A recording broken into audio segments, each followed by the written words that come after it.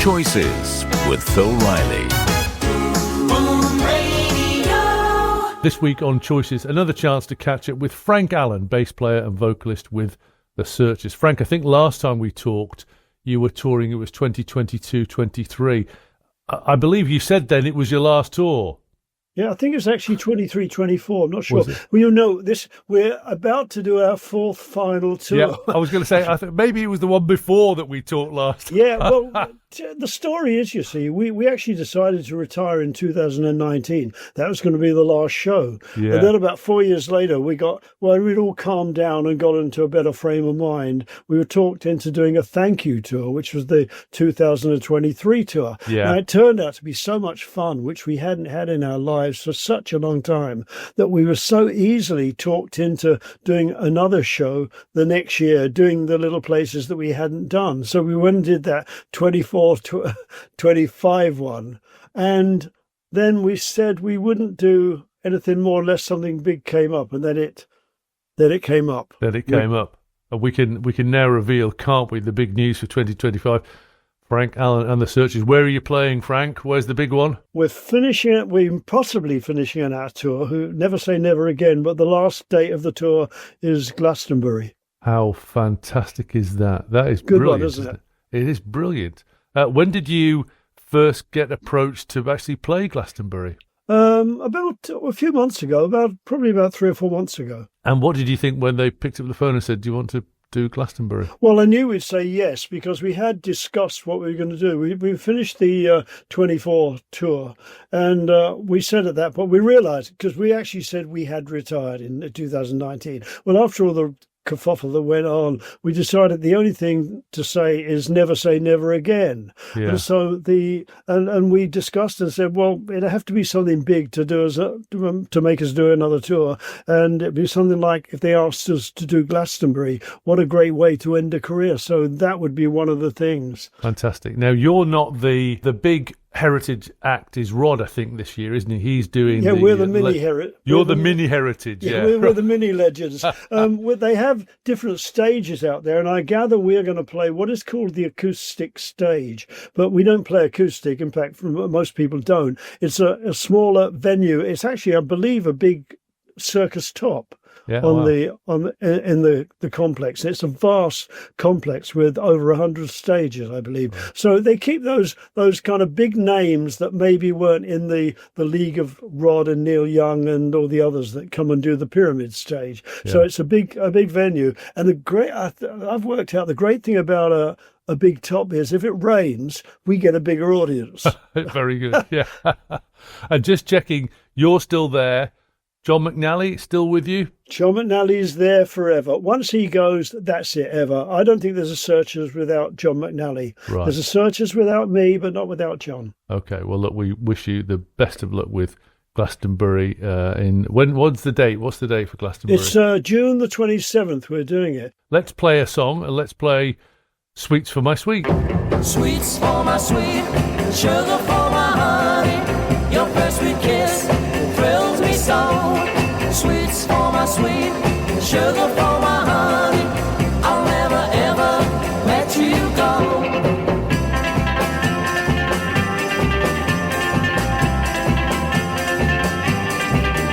If you wanted that star that shines so brightly to match the stardust in your eye, darling, I would chase that bright star nightly and try to steal it from the sky. And I would bring sweets for my sweet, sugar for my honey, your first sweet kiss thrills me so.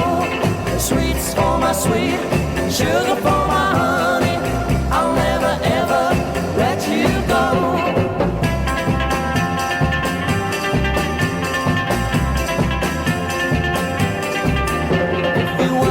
A dream to keep you smiling, I'd tell the Sandman you were blue, and I'd ask him to keep that sand up piling until your dreams would all come true. And I would bring sweets for my sweet, sugar for my honey, your first sweet kiss thrills me so.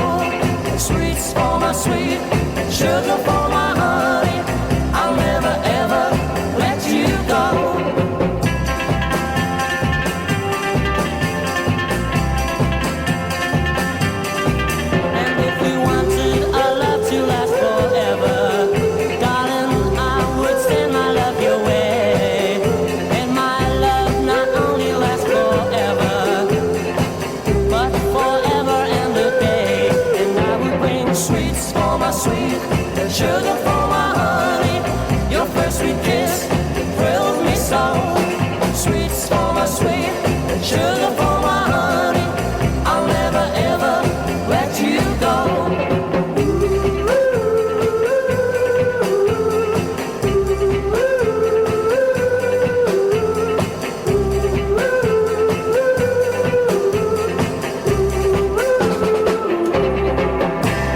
Searchers, Sweets for My Sweet, and Frank Allen of The Searchers is our guest. Frank, it may have come as a shock to some people who've never heard you speak, but there's no trace of a Liverpool accent there because you were actually born in London in the 1940s, yeah? Yeah, born in London and I lived in London all of my life. I met The Searchers over in Hamburg, so that's how I came to be associated with them. It was the end of '62 and I was with Cliff Bennett and the Rebel Rousers. Yeah.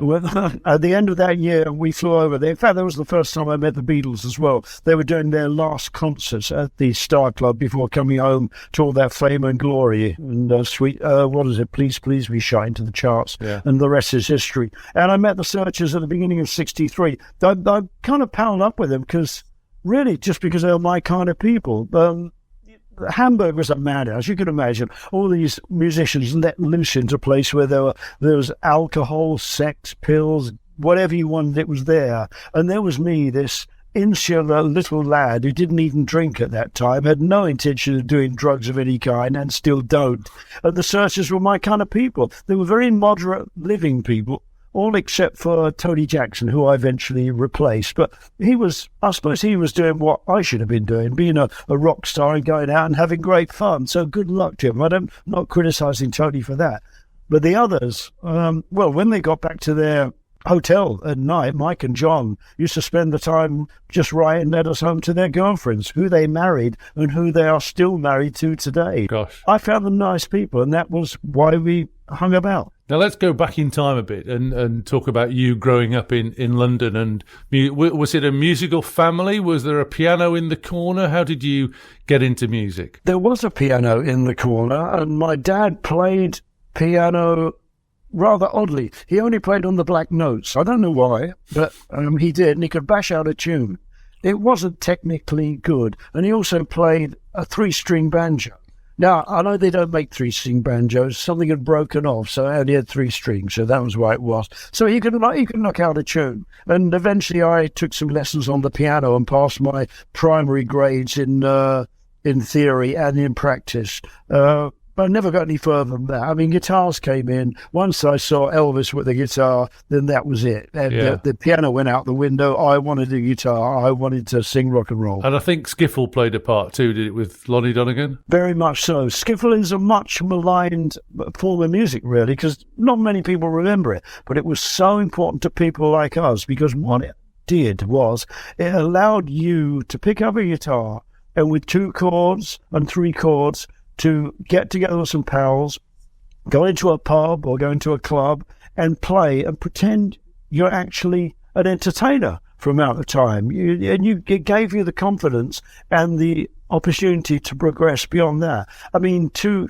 chords you could play Pickabella Cotton, 3 chords you could play Cumberland Gap or something, and if you had 4 chords, you probably got off from skiffle and gone to play rock and roll by that time. Yeah.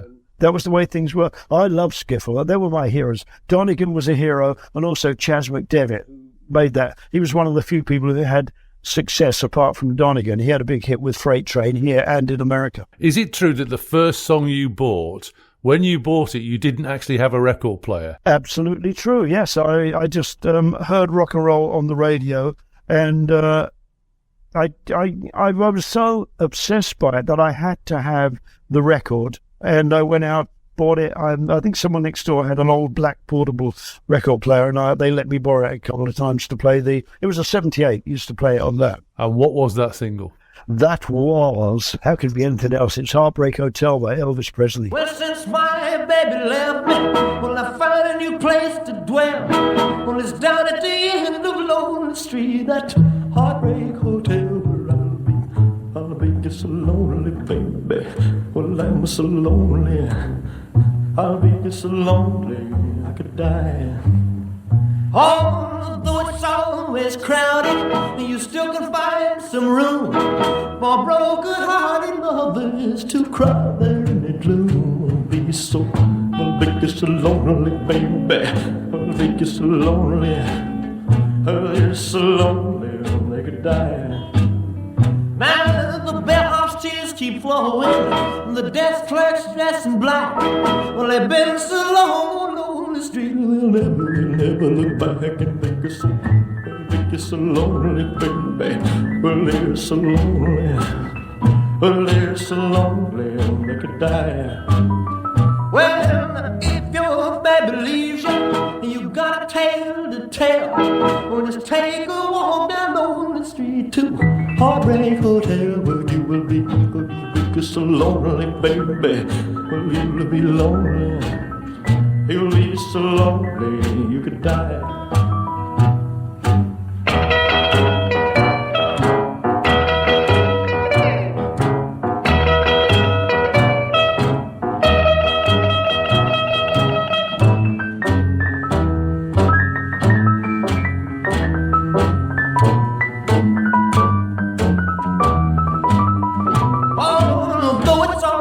Crowded, you still can find some room for broken-hearted lovers to cry. It's so lonely, baby. Well, they're so lonely. They'll be so lonely they could die. Elvis Presley, Heartbreak Hotel, the first single that Frank Allen of The Searchers bought, even though he didn't have a record player at the time. That's great. Frank, we'll get into the chronology of The Searchers a bit later, but interestingly, the first song I think you recorded with the band was one of their biggest ever hits, Jackie DeShannon composition. Tell us about When You Walk in the Room, because you almost sort of joined the band and walked straight into the recording studio, didn't you?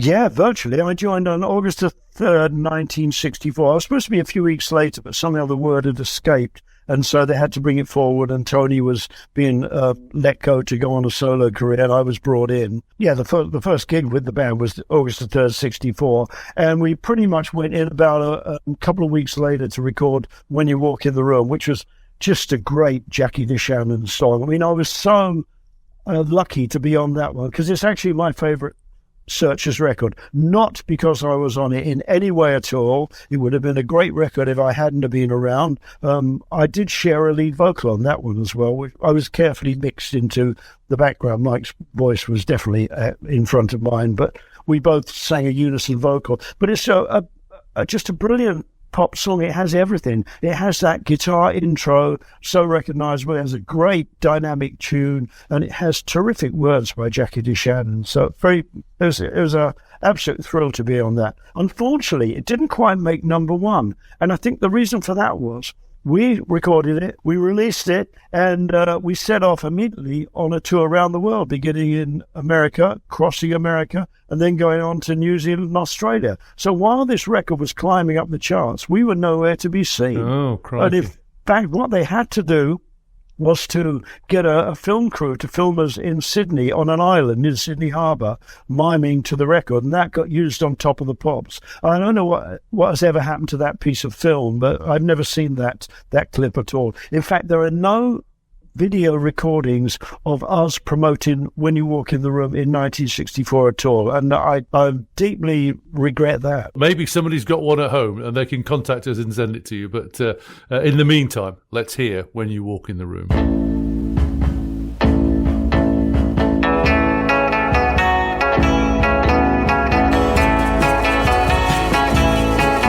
I can feel a new expression on my face. Sensation taking place. I can hear the guitars play lovely tunes every time that you walk in the room.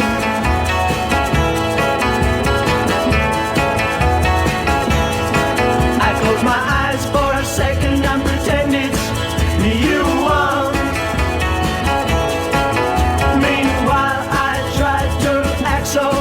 Nonchalant. I see a summer's night with a magic moon. Every time that you walk in the room, baby, it's a dream come true. Walking right alongside of you. Wish I could tell you how much I care, but I only have the nerve to stare. I can feel a something pounding in my brain.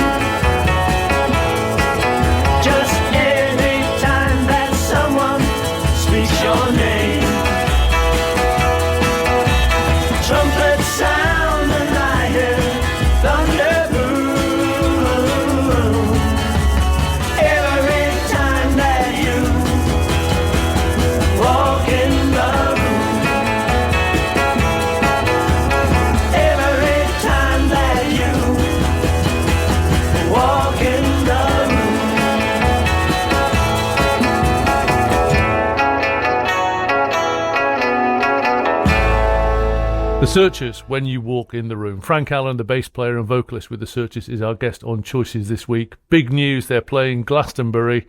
Frank's very excited about that, I can tell.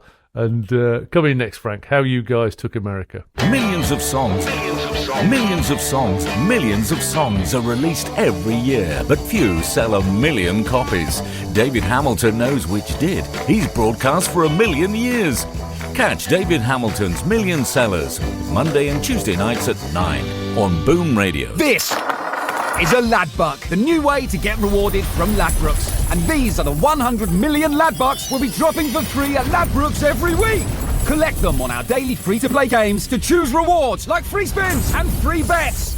Plus, you can even use them to play your favourites for free in our Ladbucks arcade, like Fishing Frenzy and Gold Strike. Ready to start collecting? Play for free at Ladbrokes to get your rewards. 18 plus. Ladbucks expire. Minimum 10 Ladbucks to play in the arcade. No cash equivalent. Full T's and C's apply. BeGambleAware.org. Hello, UK. At Benenden Health, we offer access to affordable private healthcare. We like affordable. You'll love this then, Ros. You see, we're all about our members, not profit. What's the Price, Angelo? It's less than £16 per person per month. Can anyone join? Yes, Sam. 870,000 people and thousands of businesses are already with us. So, what are you waiting for? Search Benenden Health for affordable private healthcare. Wait periods apply, including for surgical treatment. Not all treatments covered. Other limits and exclusions apply. Visit benenden.co.uk. Fee review periodically. UK only. Thank you for spreading the word. Swat up on your bingo lingo and play for fun at boomradiobingo.com. As well as the latest slots, we've lots of bingo games for you to enjoy, including Boombox, Bingo Blast, Anamingo and the Jackpot Room. Dirty Gertie, Pick and Mix, Two Fat Ladies, Clickety-Click. Stay alert as the numbers are called, as you could be in for a full house. Play bingo today at boomradiobingo.com. Over 18s only. T's and C's apply. Please gamble responsibly. Boom Radio. Choices with Phil Riley. Frank Allen of The Searchers is our guest on Choices this week. Frank, you mentioned Cliff Bennett and the Rebel Rousers, and I think you got the gig by nagging Cliff in a car going to the BBC, didn't you? I battered him into submission. That's absolutely true. The story about me and the Rebel Rousers is a pretty romantic one, really. I was taken along to see this apparently great band. I was taken by the rhythm guitarist who was in my little semi-pro band at the time, a guy named Brian St. George. We went to this little hall in Ickenham, which is near where I live now, and they were great. I mean, they were only an amateur band. Well, semi-pro, they got paid for it, but they all had day jobs.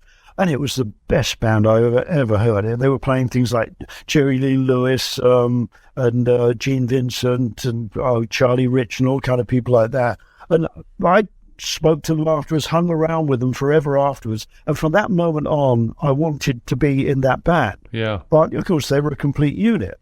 Anyway, it happened that the guy who'd taken me to see them eventually joined them as a rhythm guitarist, didn't get on with them, left and came to me and said, you always wanted to be in that band. Why don't you take over the payments on my guitar and my amp and be a rhythm guitarist? So I got on to Cliff, and they had decided that they didn't need a rhythm guitarist, which is absolutely true because it was quite a big band, 6 people, and they were just going to carry on without one. So I had to accept that. But about a week later, Cliff phoned me up and he said, we've just been booked for our first Saturday Club, which was such an important radio show at the time with Brian Matthews. Yeah. And he said, well, Brian, we booked for 6 people, but we've only got 5. So would you come along just for this radio show and be Brian St. George for the day? And I said, oh, absolutely, yeah. So we set off for the Playhouse in Charing Cross. The rest of the band set off in the Thames van.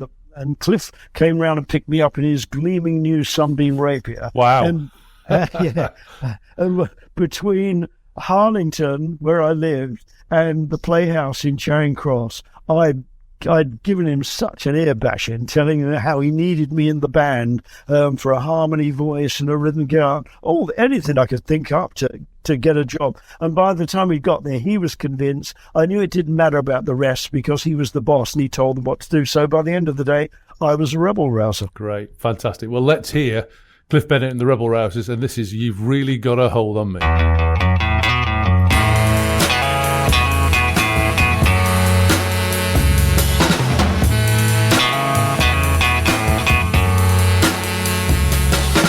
I don't like you.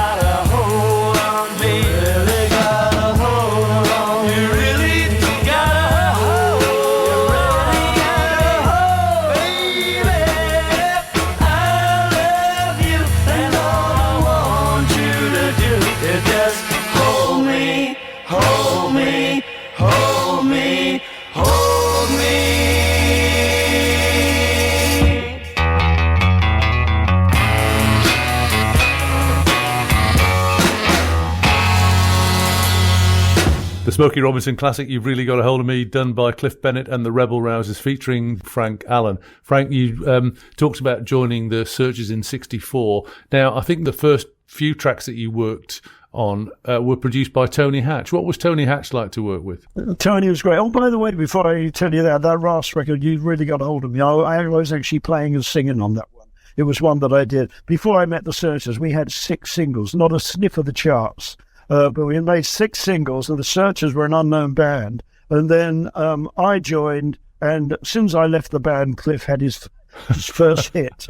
So that might say something about me. Anyway, Tony Hatch was a lovely person. I've been in touch with him an awful lot lately. We've kept in touch. We've reminisced. We've had lots of dinners together. He was a great musician, great songwriter, and he had the good sense to let the band find its own way, because it wasn't really his kind of thing to record. He was more a person who recorded solo artists, like Bobby Rydell and Petula Clark, of course, and Jackie Trent. But he saw the potential in the Searchers, obviously, before I was with them. New Sweets for My Sweet was a great record. And by the way, that is my second favourite song of the Searchers. I had nothing to do with it. I wasn't on it, but it is such a great, great record. So, Tony used to oversee the whole thing. If we needed a piano, he would play on it, and he would be the arbiter when we didn't agree between us. And that's the secret of being a good producer, I guess, is getting everybody to work together. Yes, I think so. I wish that once the band... I suppose Chris was the main one in choosing the songs. He seemed to have his finger on the pulse. A little bit later on, we'd kind of lost the knack of picking suitable hit songs. We used to rush into singles far too quickly. We should have taken our time. And ideally, I suppose, Tony should have come up with some stuff for us written by other people that would have been better than the stuff we did put out at the time. But I don't know. We okayed the songs, we put them out, and just didn't make some good choices. Well, let's hear one of the tracks that Tony produced for you, which is Goodbye My Love.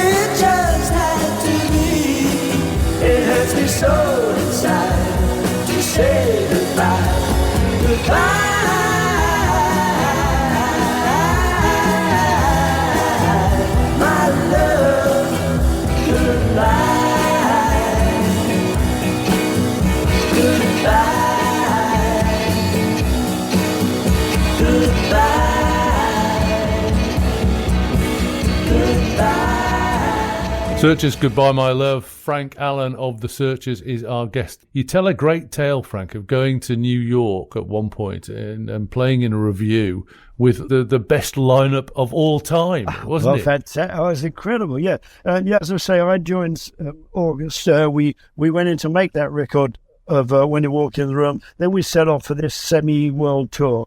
The first week was a week of concerts in New York, in Brooklyn, actually, at the Fox Theatre. And this is the way Americans did their shows. They started at 10 in the morning and they finished at 10 at night. And you only did 3 songs every act. Some of the acts only did 1 song. And this was the bill, if I can remember it.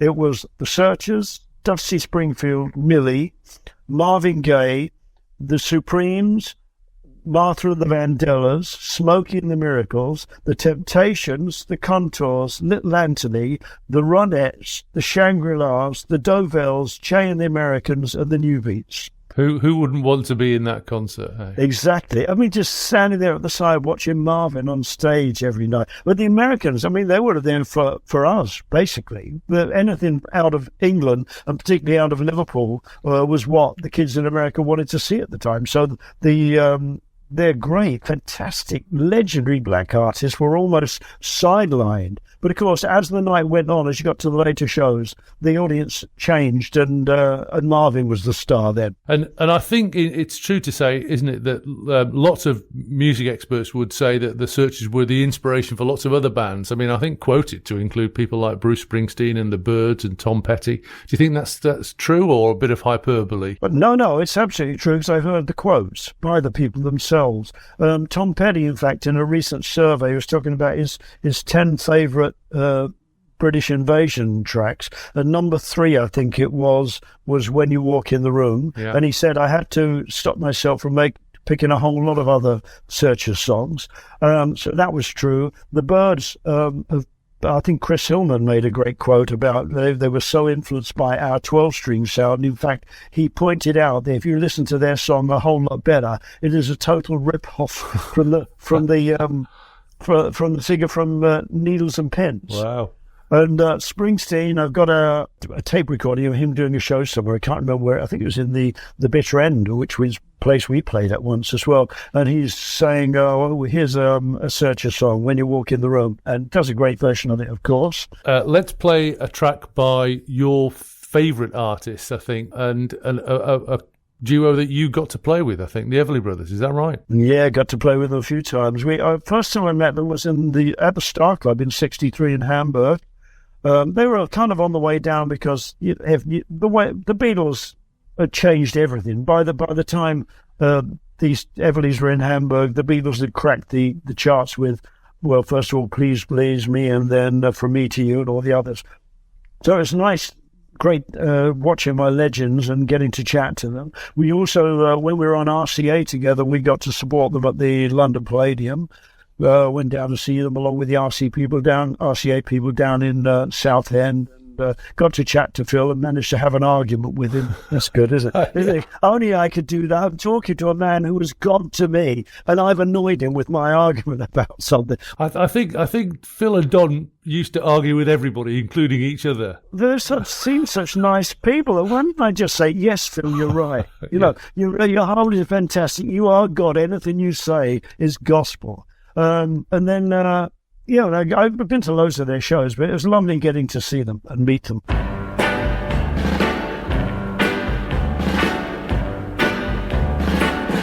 Don't want your love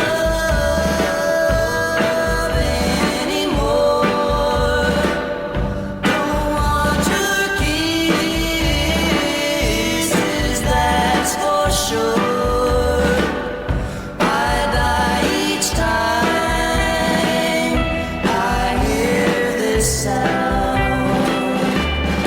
Here he comes,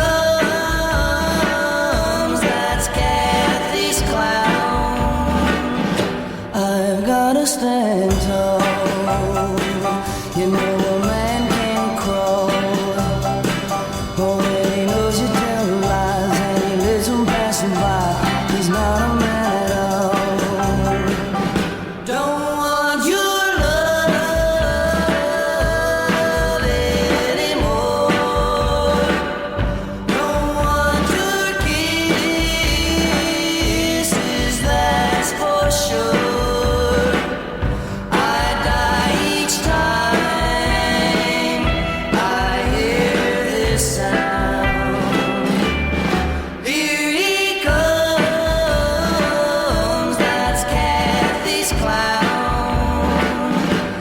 you see me shed a tear, and you know that it's sincere.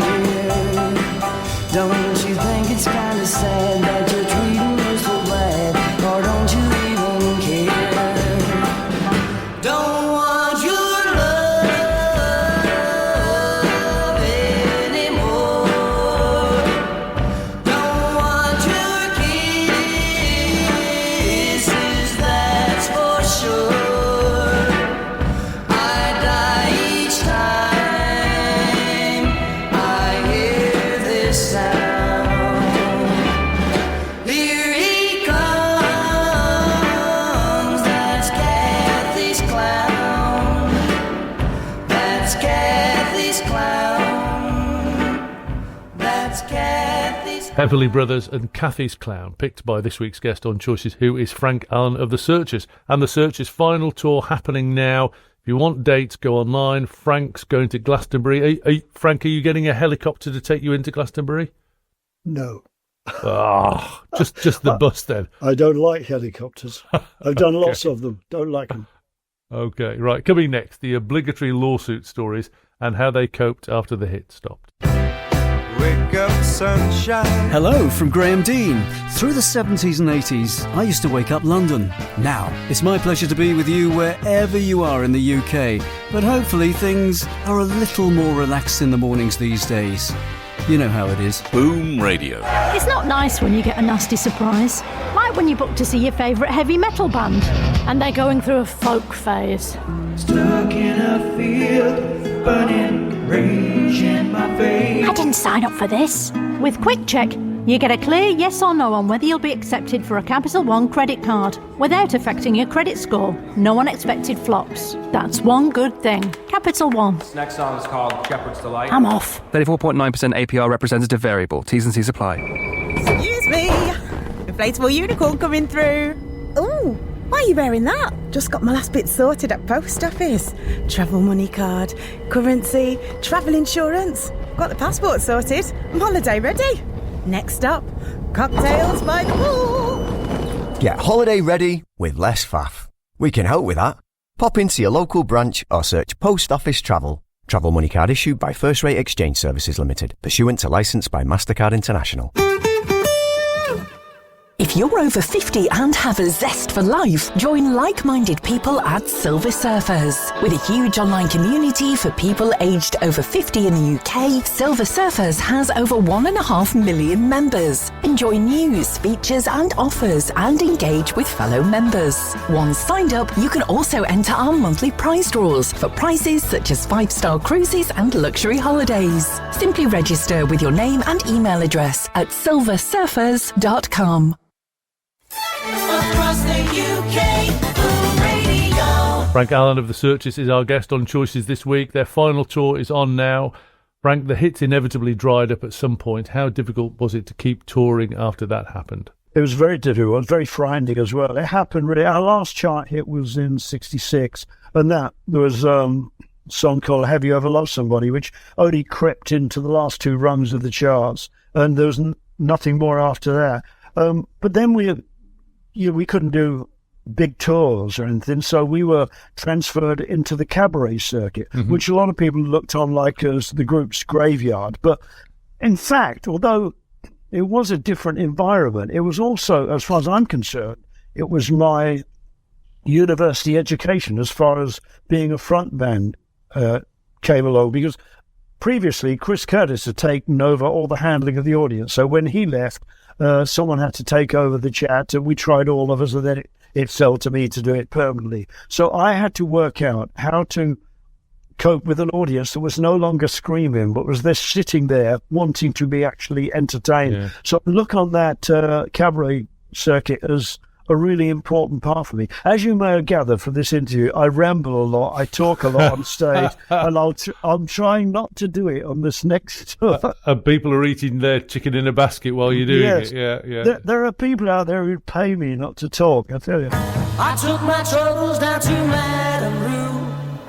You know that gypsy with the gold cap too. She's got a pad down a Pettiford and Vine, selling little bottles of Love Potion number 9.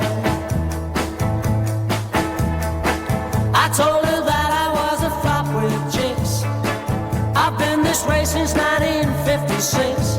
She looked at my palm and she made a magic sign. She said, what you need is love potion number 9.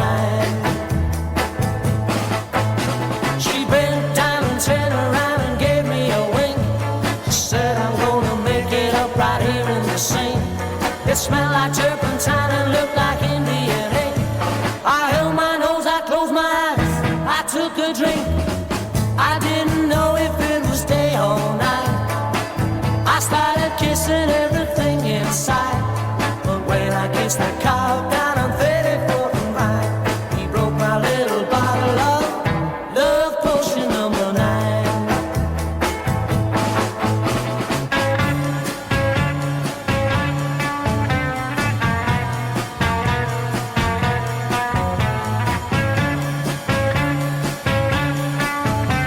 I held my nose, I closed my eyes, I took a drink. I didn't know if it was day or night. I started kissing everything inside. But when I kissed that cow down at 34th and Vine, he broke my little bottle of love potion number 9. Love potion number 9. Love potion number 9. Love potion number 9. The Searchers have gone through a number of changes, and probably the most awkward one was Mike Pender, who was one of the biggest parts of the group, leaving in the 80s. Yeah. And you guys, you sort of fell out over the use of the name, and I think that ended up in court.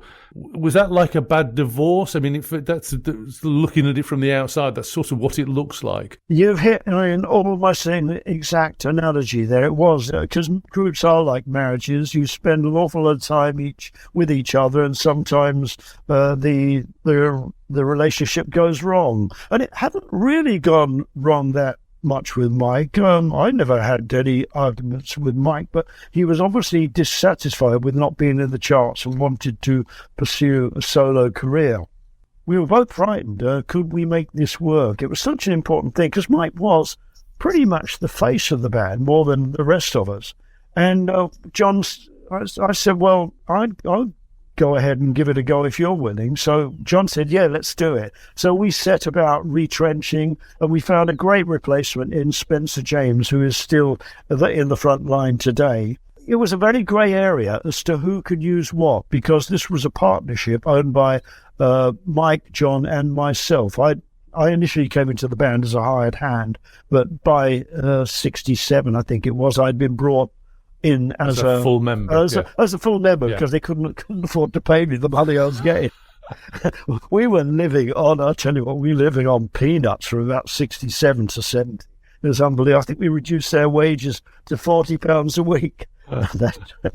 But anyway, it was, as I said, it was a good time. We were just trying to survive, and we thought that it would end.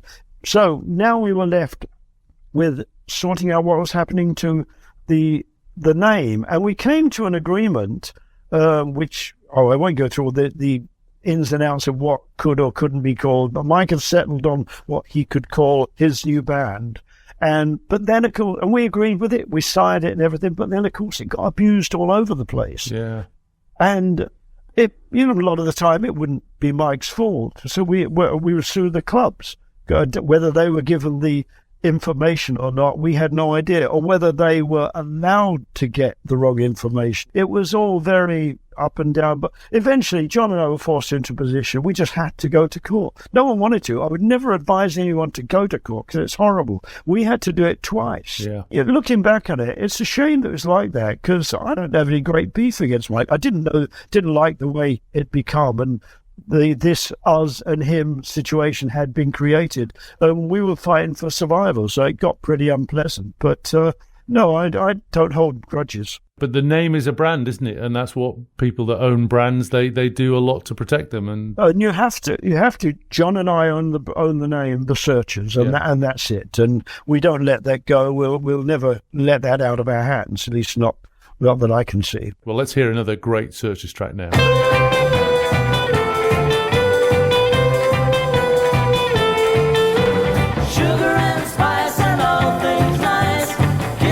Sweeter than wine, sugar and spice and all things nice.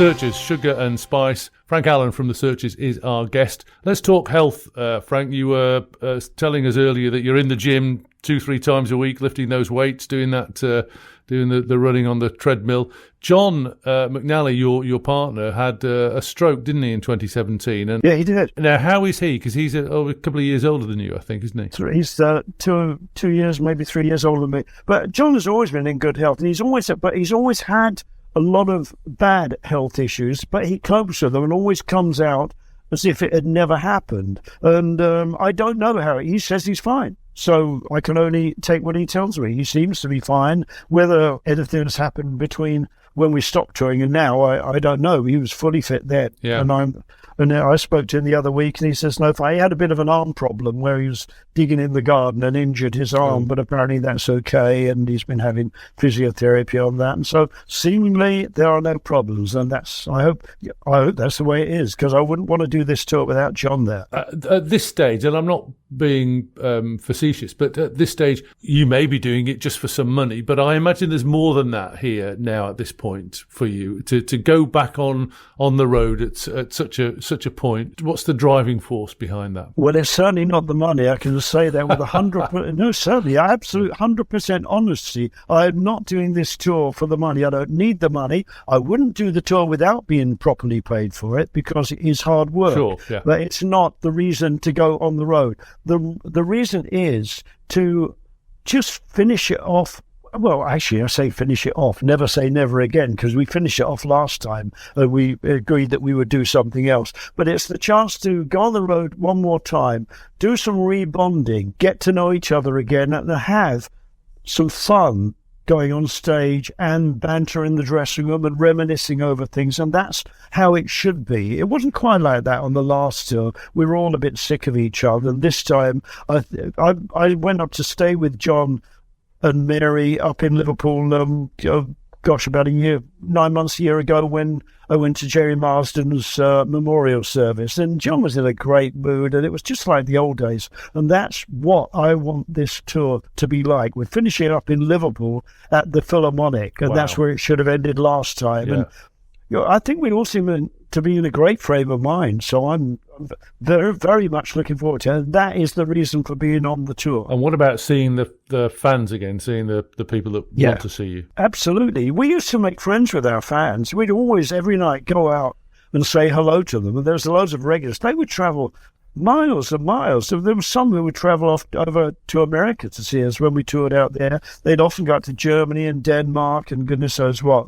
Great people. We had a really, really nice bunch of loyal followers. And I hope on this tour that the word spreads around and we're going to get new people, because that music that we were a part of, it covers so many age groups. It's not just the people. I always say that an audience of ours goes from incredibly young to fast approaching death. And it's pretty true. It's a wide demographic, and we love to see people of all ages in the audience and get to know them. Let's play another Searchers track now. Don't Throw Your Love Away.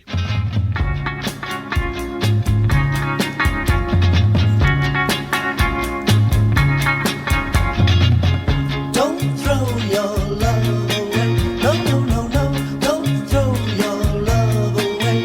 For you might need it someday. Don't throw your dreams away. No, no, no, no. Keep them another day. For you might need them someday. Lovers of today just throw their dreams away and play and love. They give their love away to anyone who said I love you. Don't throw your love away. No, no, no, no. Don't throw your love away. For you might need it someday. Lovers of today just throw their dreams away and play and love. They give their love away to anyone who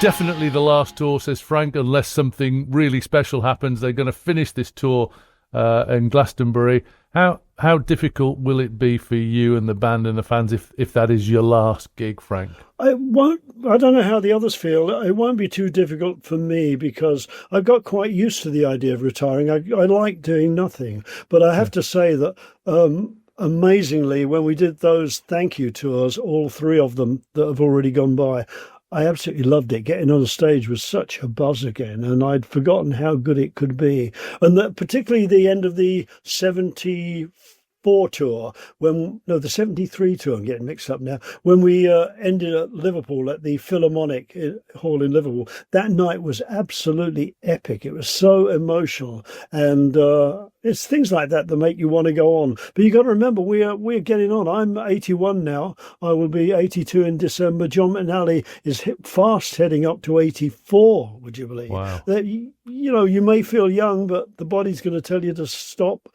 at some point.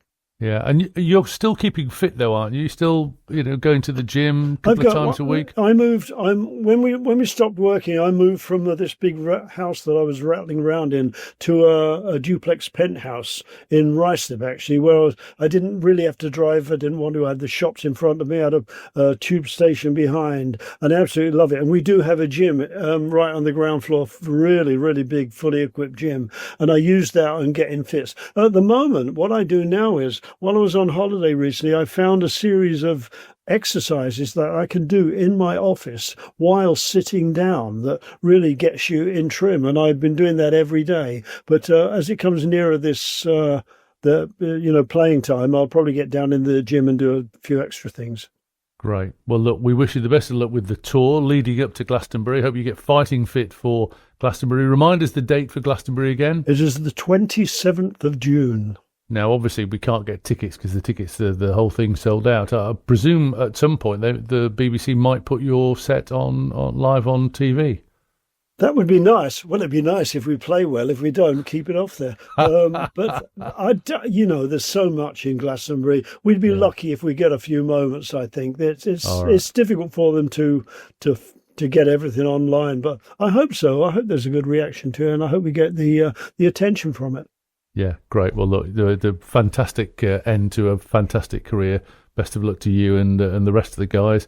And let's finish with another great Searchers hit. Frank Allen, it's been great talking to you on Boom Radio's Choices. Thank you so much. Thank you.